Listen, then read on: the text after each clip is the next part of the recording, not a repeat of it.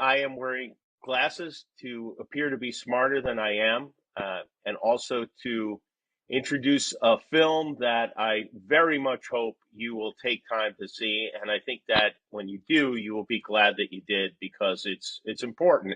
And you hear that word a lot when it comes to movies, and most of the time it's not true. But in this case, it is very true. It's a story that is heartbreaking, it's upsetting, it is maddening, but also inspirational and funny, and something that I hope will make you think about the way healthcare works in this country and how it affects families, in particular the Barkan family and Ady, who you will learn quite a bit about. I do want to introduce our panel. First of all, Ady, it's a pleasure to meet you. It's an honor to meet you. I know you've been doing just incredible, unbelievable work under very difficult circumstances. Ady is an activist. You may have read about him. You may have seen videos. He's been arrested. He's confronted senators on planes. He is doing everything he can to help not just his situation, but the situations for so many millions of people here in this country. The movie is called Not Going Quietly. It is a documentary. I want to introduce the filmmakers, director Nicholas Bruckman, and producer Amanda Roddy. Thank you for doing this. This is a movie that tracks Ady's life and work after he's diagnosed with ALS at age 32. It follows him as he challenges politicians, as he raises awareness, as he raises money for necessary reasons. I also would like to introduce a couple of guys that probably don't need introduction. That's Bradley Whitford and Mark Duplass. Of course, you know them, actors, directors, West Wing, Handmaid's Tale. What are you on now? The Morning Show, Mark Duplass is on. And these guys have donated their energy and time to supporting this project. And we'll get to all of you. But first, I want to ask Ady a question. And that question, Ady, is why did you let these people do this? Why did you welcome them into your life? You know, Jimmy, I had been living this perfect life. I had a brilliant wife, a beautiful newborn son, and a great career fighting for racial and economic justice. We lived in beautiful Santa Barbara, California, and could see decades of happiness stretching out in front of us. And then, out of the clear blue sky, we were struck by the lightning bolt of ALS. So, ultimately, I had to decide how I wanted to spend my final years. I had to decide what really matters most to me. And I thought long and hard about it. I talked to Rachel. And, in the end, I just reached the conclusion that what is most important, above all else, is being famous and making a lot of money. These two young people, Nick and Amanda, they asked if they could make a film about me. They said that I could be like a reality TV show star. And I said yes. Because, you know, Jimmy, I am really not here to make friends. I am here to win. And that is really what it's all about for me. Endorsement deals, here I come, baby. I wear Crocs on my feet and Fruit of the Loom, you know where, and if either of those wonderful companies is interested in an authentic spokesperson, I'm available.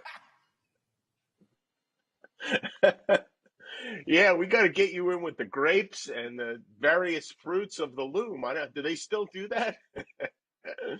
So, Nick and Amanda, you were with the family, with the Barkans, with Ady, and in his home, became part of his life, I assume.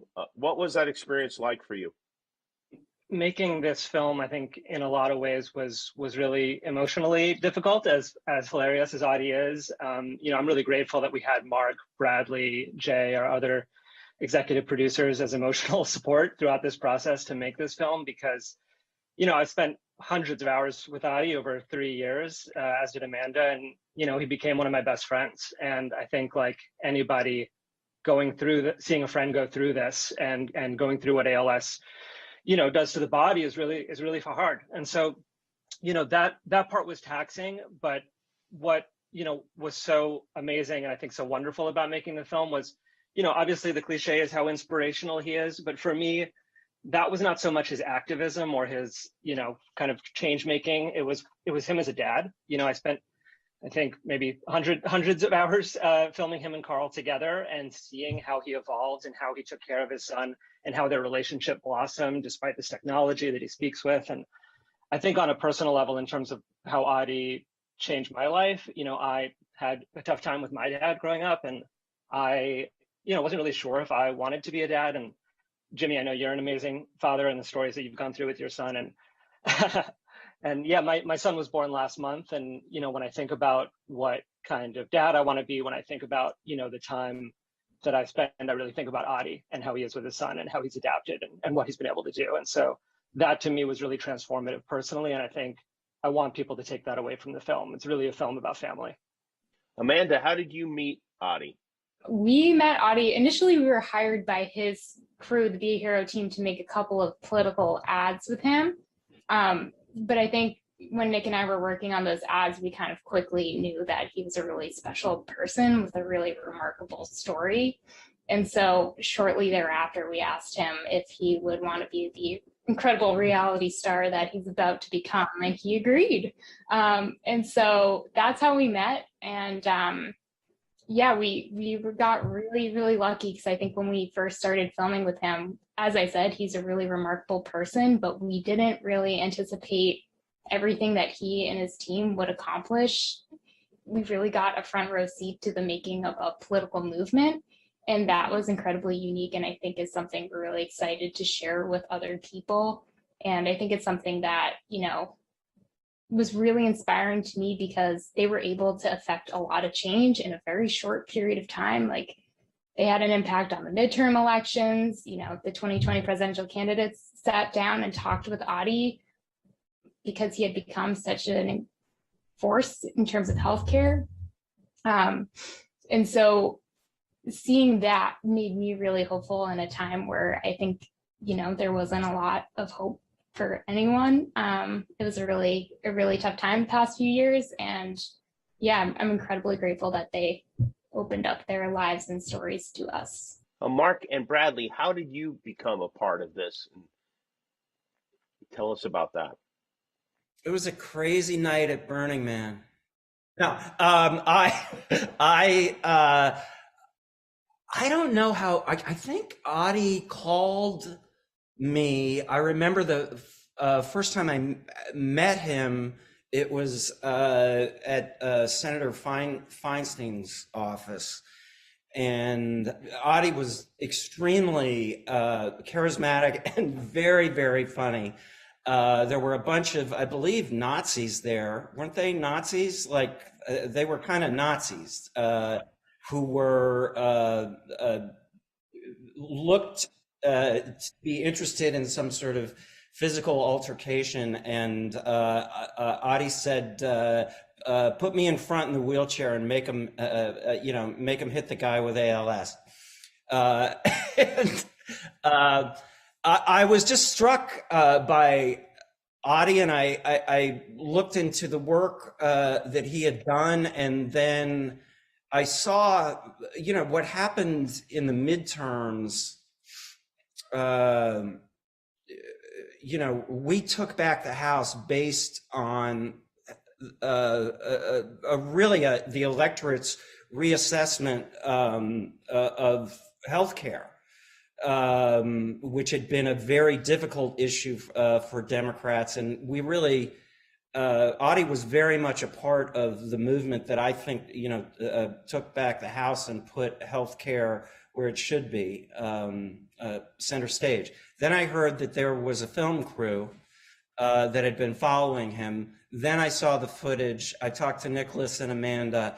And Ady is just a voice that I want to do everything I can to raise. And then I think I called Mark and Jay, because in the very lucrative world of political documentaries, they know they know how to navigate that world, and that's how I ended up. So, Mark, you and Jay did this for the money then? Yeah, Yes. absolutely. Return on investment. You know, we pulled everything out of Tesla, put it right into this documentary, and we're super excited about where it's headed. Yeah, I mean, listen, Bradley called us, and you know, he's kind of like a cousin to us. And I come at this as more of a layman. I don't really understand all the details. They're so super educated about healthcare. I'm one of these guys that reads a couple of articles in the headlines, and I know that healthcare is messed up, but I don't really understand what it is. And so I think that part of me, you know, thought, okay, great, I can use whatever platform we have as documentary filmmakers, and frankly, let's put some cash into this thing and get it going. But I think that selfishly for me, I wanted to be close to this, and I wanted to be able to learn about this and take that step beyond just that sort of dinner table proselytizing that I always do. I'm like, healthcare is all messed up. And everybody's like, how? And I'm like, I don't think I really know. and this was really good for me on that front. And then, you know, what a wonderful surprise that, you know, when we sort of really dug into the footage, what a great film it is. And I think I'd be remiss if I didn't say beyond all of this, how, yes, it's important that we're supporting Ady's message. And yes, this is a documentary that is going to be aimed at making change, and it has already made some change, but the movie is great. And it's an incredible human spirit story that just, I mean, I get choked up when I talk about it. It's so moving. It is. Let's take a look at a clip from Not Going Quietly.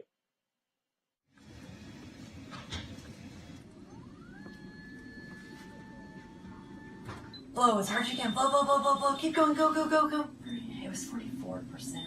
Wow. Yeah. That's a huge decline. Is it? Yeah, I was at 70. My whole body is going paralyzed, but losing my voice is far more consequential for me than losing my ability to walk. I've got a lot to say and not a lot of time left to say it in. What is Abba doing? Hey, Carl. Medicine. Yeah, medicine.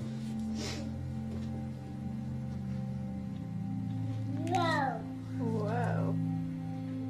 I'm not sure how many more months I have where I can speak well enough that I can be understood, but I plan to spend every one of those months doing everything I can. As my life is coming to the end, I want to make my son proud. Rachel knows that this may be one of the last times I can bird dog a senator or speak at a rally. She's sacrificing so that we can do this. I admire her and appreciate her so much. So, Ady, the big message is that millions of people have to make heartbreaking decisions as to whether to keep their loved ones alive or whether to go bankrupt, which is insane that happens in this country to people, to a person who has health insurance, who has good health insurance. The gaps that are there are oftentimes insurmountable. So I guess my question is, what changes specifically do you see as necessary to fix our broken healthcare system? We live in the richest country in history. We can afford to guarantee that everyone gets the health care they need. The simplest, cheapest, most equitable way to do that is just to enroll everyone in Medicare. We can get rid of all the waste and the bureaucracy, and just let the doctors and nurses focus on taking care of their patients, and let the patients spend our time getting healthier, getting good medical care, and being with our loved ones doing the things that bring us joy. Our time on this earth is the most precious resource we have, and we shouldn't waste it on the phone trying to navigate health insurance bureaucracy. We should spend it playing with our children and grandchildren, taking walks in the beautiful American outdoors, or, even better, We should spend our precious time watching handsome comics make stupid jokes on late-night television. That is what Medicare for all will make possible, and I know you agree that that is a future worth fighting for. Absolutely. It's a no-brainer. It really is. It shouldn't be complicated. It is complicated, but it really shouldn't be. You spent a couple of months in an RV traveling across the country while you were losing your voice, speaking to politicians, confronting politicians. Do you think that made an impact? That was an amazing road trip across the country.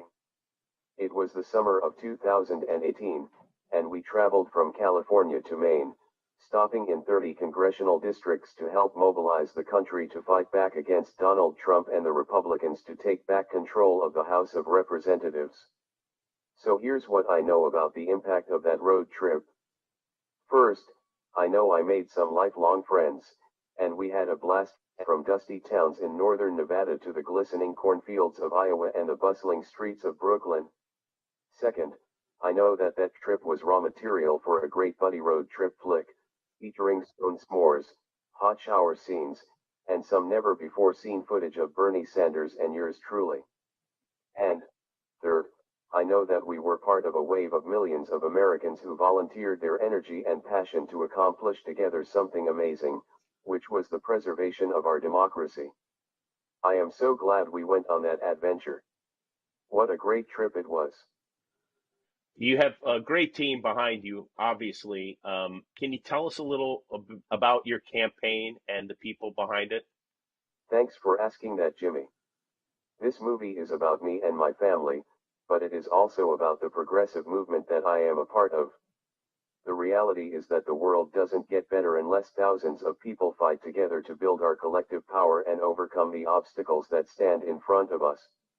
We've seen the progressive movement flourish and grow during the Trump presidency, and much of the documentary takes place during that era, when so many of us came together to protect our health care, protect our family members, protect our democracy.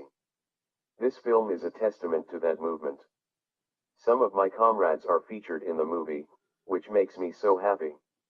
One is Liz Jaff, who I met in the most lucky and serendipitous moment of my life, standing in line to board an airplane. The film tells that story, and shows the beautiful and wild partnership that emerged from that magical moment. We have been fighting together ever since, and it has been a wonderful friendship. The film also features some of the other people who have supported me, and joined me in these struggles. In the film, you see the fierce work of Anna Maria Archila, a leader in the movements for immigrants' rights and women's rights. And, you see the labor of love poured in by my best friend Nate Smith, who I met in freshman algebra, and who literally moved my body back and forth across the country so that I could make my voice heard. You also get a glimpse in the documentary of the incredible caregivers who I now have, Mario Diaz and Izzy Barrios, and others, who tend to my body 24 hours a day, so I can keep living, keep struggling for justice, keep watching my beautiful outrageous kids grow up. One of the issues that Liz and I and the Be a Hero team are working on now is long-term care. We believe that everyone in America should have the right to long-term health care if they need it. Everyone should be able to stay in their home, with the people they love, rather than having to go live in a nursing home. So, we're urging President Biden and the Democrats in Congress to make that a guaranteed right in America. When I talked to him last year, Joe Biden promised me that he would do that, and so I am working to hold him to his word this year. Amanda and Nick, what are your hopes for the film? What is the best case scenario? I think my greatest wish is that when people watch this film, they feel inspired and energized to become engaged in politics and our democracy, to kind of be reminded of the fact that our democracy is not a spectator sport. It's something that we absolutely must participate in every day and fight for if we want a better future. And I also really hope that people watch this film and see Ady's story and are reminded of the fact that real heroes do exist. Like, he's such a remarkable person, and to have been able to witness that in person and then be able to tell that story gave me so much hope. And I hope that other people see him and his colleagues and his comrades. And yeah, I hope that they believe that there are other people who are fighting there for them. I think it's really hard in the media sometimes because there are so many bad guys all over the place, and it's easy to fall into despair. But I really do think, as Ady says, like, hope is the antidote to despair, and watching these people fight for all of our rights is incredibly moving. I hope people are moved by that. Only thing I would add to that is that for me, what attracted me so much to getting on the road with Ady and jumping on this was, before Ady went viral in that confrontation with Jeff Flake, he hadn't really talked to a lot of people about his ALS diagnosis. Close friends and family knew, but after his face was all over the media, people called him up who were, more distant, said, "Oh my God, I didn't know." And I think when he agreed to do this film, I think part of it was that realization from that viral encounter that stories have power, that telling your story, opening up, that can make a difference. And I think that's what the movement becomes, right? Ady goes on the road, meeting people, sick people all over the country, who he takes to confront politicians, to tell their stories, armed with iPhones, to film that, bird dog them, put them on the internet, shame them with their stories, create change with their stories. And that's like what we do as documentary filmmakers in general, storytellers in general. So the whole movie is like an ode to storytelling. It's an ode to opening up, sharing, and transforming your story into a tool for change. And I want other filmmakers and all kinds of folks to be inspired by that. I want to touch on something Amanda said, and I want to direct this question to Ady, because a lot of people are exhausted from the past 4 or 5 years. How do you encourage them to stay involved and be engaged in politics? That's true, Jimmy, that's true. Fighting back against fascism is exhausting, especially for the people who were targeted directly by the ferocious racism, hate, and greed of Trump and his henchmen. But here's the thing. Our activism muscles are just like our biceps and glutes and all our other muscles. The more we work them, the stronger they become, and the more fun we can have when we use them. And, Jimbo, look what happens when a whole team of people work out together for 4 years. We have pumped that iron and run those treadmills on high speed, but on the field, we've been playing defense every fucking game, all game long. We've just been trying to prevent these terrible people from burning everything down. So, what's my message to people who are tired? It's simple. We finally have the ball. It's finally our turn to accomplish something. Now is the moment to use all the strength that we've built, all the camaraderie we've created. Now is our chance to actually score some points. We can expand voting rights and save our democracy. We can empower workers who want to form a union at their job. We can pass common sense gun control. A Green New Deal to save our planet. Immigration reform so everyone can live with dignity in this country. And we can of course guarantee health care to everyone. We can do all these things in the next 2 years. But only if we push really hard together. We need everyone to put their back into it, flex those muscles, because our opposition is so strong and our margins in Congress are so tiny. We have to deliver transformational change for the American people right now. Otherwise the Trump fascists will come back in 2 years, and we will lose our ability to govern. We have to carpe the diem, right now. This is our only chance. Today will never come back again. I like carpe the diem a lot. I like throwing the in the middle. That's nicely done. Humor is important to this project, to this movie. I think it. I don't want to say humanizes, because we're looking at human beings. We're looking at a family, but it's there's definitely a likability that you have, Ady, that makes us root for you. Not that we shouldn't be rooting for anyone who's in this situation.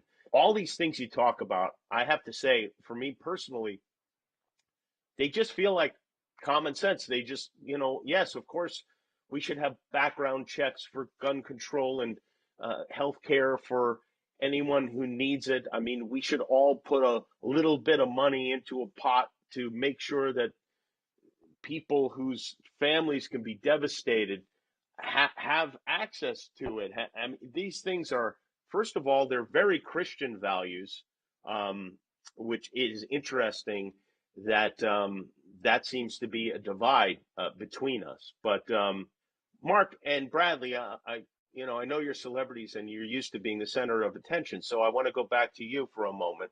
Thank you. Thank you. How do you feel about that? I mean, you both do a lot of work. Do you ever feel like you're yelling into a wind tunnel, or do you see progress? That's part of the reason I wanted to tell this story. Ady embodies a couple, yes, hope, action is the antidote to despair. By the way, if I had ALS, I'm sure you just want to deck anybody who calls you inspiring. This isn't about him being inspiring, which he is, but it's about him being effective and showing under extraordinary circumstances that we don't just get a democracy, we have to make it every day. There will not be a win when greed and fascism goes away. It will never go away. We have to fight for these decisions. And I think there's been a frustration from my own progressive community, which tends to only engage at certain moments. We witness, the murder of George Floyd, and we go to the diagnosis, we go to the march, which is absolutely necessary, but we don't follow through on the slog of the treatment. And that puts us at a disadvantage, because part of the reason we have minority rule on every issue we care about, it's like 60-40 for everything we care about, is because the right is incentivized because they're pursuing a business agenda. They are, it's not an extracurricular for them. They're in there every day. And Ady, to me, under these extraordinary circumstances, shows, it's why I don't see him. He's just been so effective. He really changed the discussion on this using the tools that he had. So I just want people to know it will never end. We have to fight. Greed will not go away, and that's what we're up against. I love when you use that expression, using the tools that you have. I've always embraced that in my creative work, and I came making up $3 movies in my kitchen with my brother, and I get very intimidated, to your point, Jimmy, of like, how can I actually make a dent in any of these issues, partially because they seem so insurmountable, partially because it seems like, do I even understand these issues enough? How could I even posit to be helpful? And I try to quiet that voice and try to go into the side of myself that says, well, what are the tools in my hand that could be helpful? And you, Jimmy, and time is a huge commodity for you. You're taking an hour to do this for us. And so I'm just trying to march forward with those principles and just say, what's the sword in my hand? Swing it. But what you have done, and I do want to say again, just to get back to the documentary itself, is you made a film that doesn't feel like homework, that is every bit as moving as an Oscar-nominated film that is scripted and starring actors, and you got a pretty great star. Ady, your son and daughter obviously are huge motivators for you in the movie and in your life. What are your hopes for them? That's the real reason to watch this documentary. My babies are ridiculously cute, and the filmmakers captured some pretty miraculous moments. You ask, what do I hope for them? I think I am like most dads. I want my kids to be happy. Carl is an epic goofball and a performer. He's a negotiator and a debater, just like me. He's got an opinion on everything, and he loves to make people laugh. So, I want him to spend his life doing things that bring him joy, and maybe that bring other people joy as well. And Willow, she is one now. She is in that hilarious age when she's both a baby and a toddler at the same time. So she is still curious about everything. still devouring any food we put on her plate. But she is also starting to shake her head vigorously when she does not like what is being proposed, and she is starting to experiment with stomping her feet and screeching like a demon at the slightest offense to her dignity. The best part is her love of music. She starts dancing the moment I press play on Aretha Franklin or Queen. And she can't say any words yet, but she hums Twinkle Twinkle Little Star for hours, literally hours, every day. So, I really hope that Willow can hold on to that love of music for the rest of her life, can hold on to that rhythm, and can shake it every time she hits the dance floor. But, most of all, Jimmy, what I want is for my kids to feel loved. I want them to know that they are valued and respected and admired. You asked earlier why I let these folks make a film about me, and I made a wise crack. But here's the real answer. I did it because I want my kids to know who I am, even if I am not around anymore. I want them to know that I love them, and I cherish the life they will live, and the world they will create for themselves.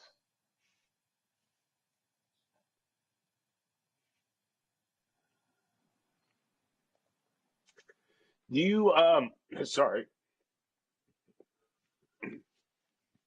Do you feel optimistic